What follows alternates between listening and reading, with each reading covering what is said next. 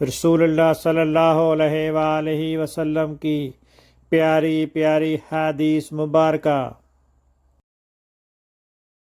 Make sure you like and subscribe to my channel for more hadiths.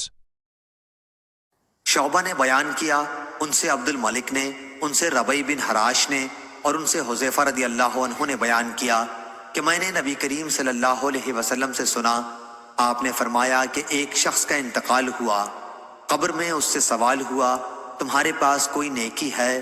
اس نے کہا کہ میں لوگوں سے خرید و فروخت کرتا تھا، اور جب کسی پر میرا قرض ہوتا تو میں مالداروں کو مہلت دیا کرتا تھا اور تنگ دستوں کے قرض کو معاف کر دیا کرتا تھا، اسی پر اس کی بخشش ہو گئی۔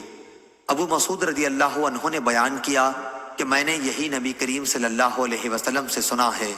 صحیح بخاری حدیث نمبر 2391۔ اللہ تعالیٰ اس کے چہرے کو روشن کرے جو حدیث مبارکہ سن کر آگے پہنچائے۔